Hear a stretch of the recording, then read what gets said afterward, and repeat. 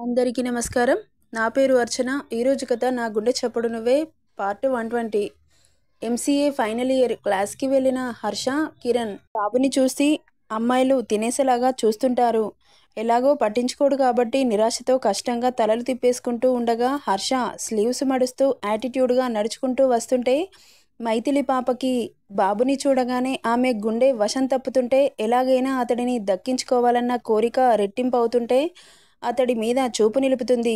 అంతలో లెక్చరర్ రావడంతో సార్కి గుడ్ మార్నింగ్ చెబుతూ కూర్చుంటారు. క్లాసెస్ స్టార్ట్ అవుతాయి. ఇక్కడ అంజు డల్గా ఉండడం గమనించిన నిత్య, సుష్మ ఏమైంది అంజు అలా ఉన్నావు? హర్ష ఏమైనా అన్నాడా అనగానే చెమ్మ చేరిన కళ్ళతో చూస్తూ ఉంది అంజలి. అయ్యో అదేంటి వదినా అలా ఏడుస్తున్నావు?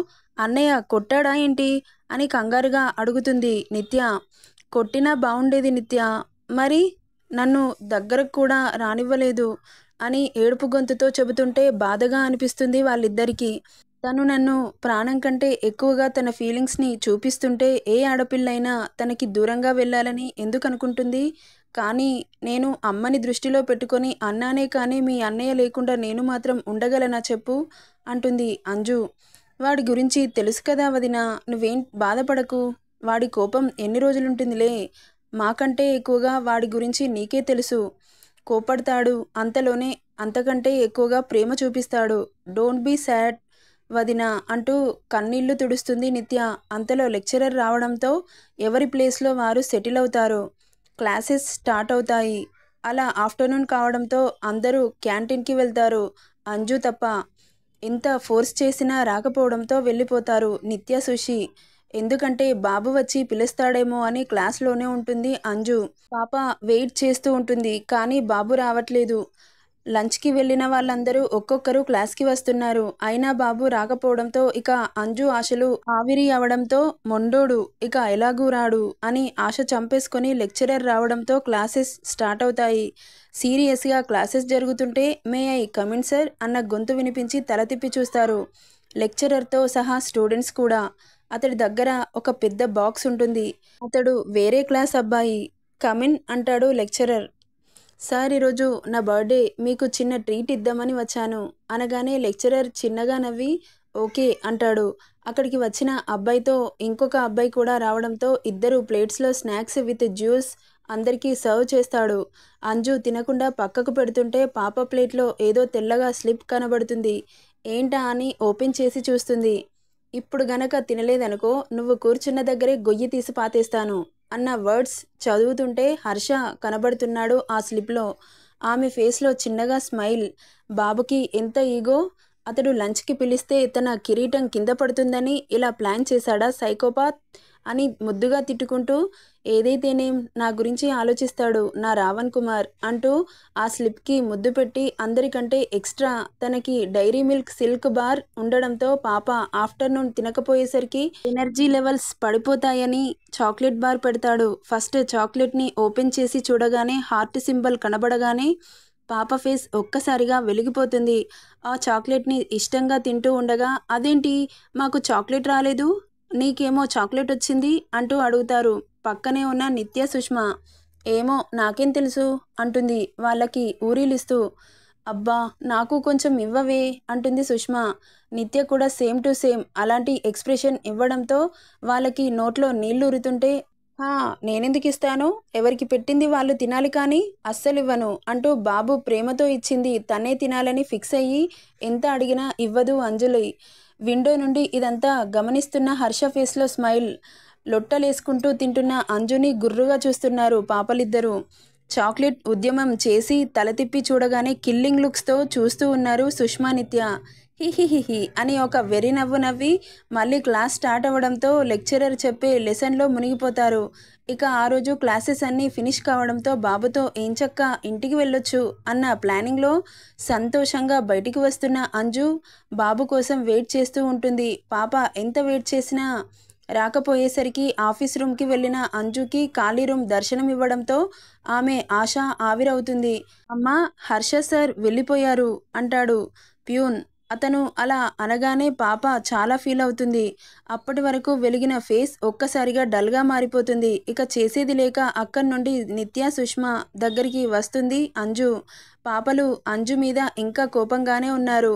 సారీ వే అంటుంది అంజలి. పో వదిన, నీతో మేం మాట్లాడం అంటూ అక్కడి నుండి వెళ్ళిపోతారు. వెళ్ళిన వాళ్ళని చూసి బాధపడుతూ వెనకే వెళ్తుంది అంజలి.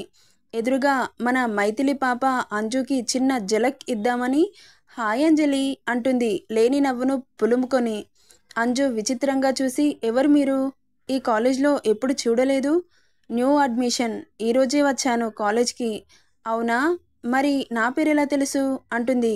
ఎలా అంటే the great director of college Harsha sir wife కదా, తెలియకుండా ఎలా ఉంటుంది?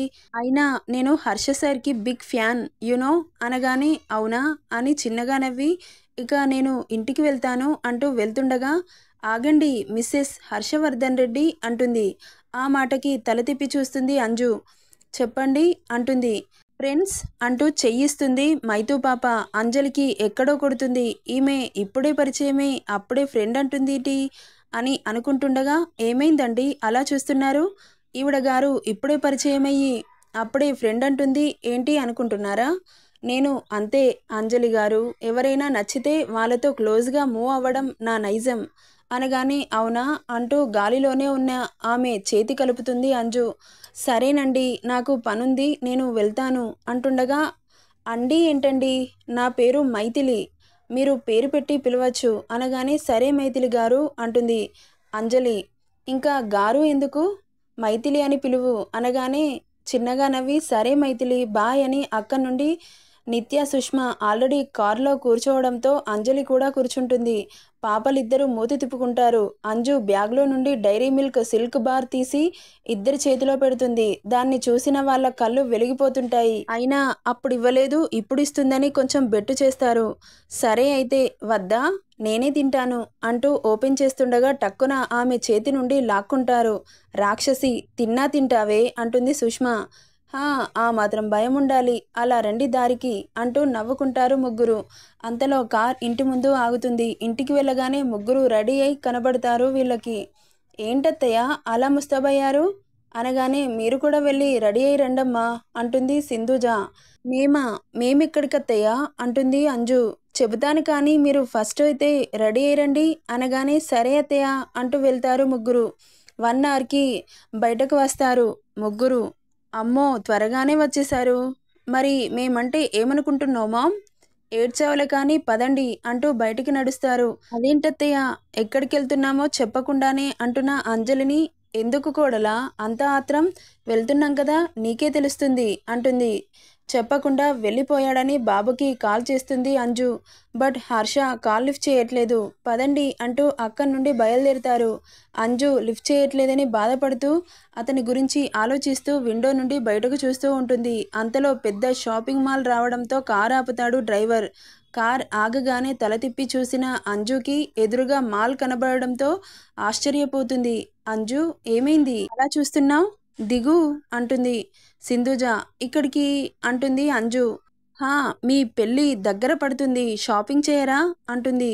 కానీ మీ అబ్బాయి అంటుంది అనుమానంగా. షాపింగ్ చేయమని చెప్పిందే నా కొడుకు కోడలా అనగానే ఆ మాటకు షాకింగ్గా చూస్తూ ఉంటుంది అంజు. సింధుజ అంజుని చూసి తర్వాత ఆశ్చర్యపోదు గాని పద అంజు అంటూ లోపలికి తీసుకెళ్తుంది. శారీ సెక్షన్ దగ్గరికి వెళ్తారు. అందరూ కలిసి అంజుకి శారీ సెలెక్ట్ చేస్తూ ఉంటారు. కానీ పాపకి బాబు రాలేదు అన్న బాధ ఎక్కువగా ఉంటుంది. వాళ్ళు ఏం సెలెక్ట్ చేస్తున్నారు కూడా చూడకుండా ఆలోచనలో మునిగిపోతుంది అంజు. ఈ శారీ బాగుందా అంజు అంటూ తనకి చూపిస్తున్న తన మనసు మాత్రం ఎక్కడో ఉండడంతో వాళ్ళు ఏది చెబితే అది బాగుంది అంటుంది. కానీ ఆమె ధ్యాస మొత్తం హర్ష మీదే ఉంటుంది. సింధుజ ఒక శారీ సెలెక్ట్ చేసి అంజు ఇది ఎలా ఉంది చెప్పమ్మా అంటుంది. బాగుందత్తయ్య అంటుంది దాన్ని చూడకుండానే. అదేంటంజు నువ్వు చూడనే లేదు బాగుంది అంటున్నావు, ఒకసారి చూసి చెప్పు అనగానే చూస్తుంది అంజు. బాగుందత్తయ్య, సరే అయితే అని దానిని అక్కడ ఉన్న వర్కర్తో ఆమెకి కట్టి చూపించండి అని చెప్పడంతో ఆ అమ్మాయి అంజలిని మిర్రర్ ముందు నిలబట్టి శారీ కడుతుంది. చూసిన వాళ్ళు వావ్ అంజు సూపర్ ఉన్నావే అంటుంది సుష్మ. మిగిలిన వాళ్ళ రియాక్షన్ కూడా అలాగే ఉంటుంది.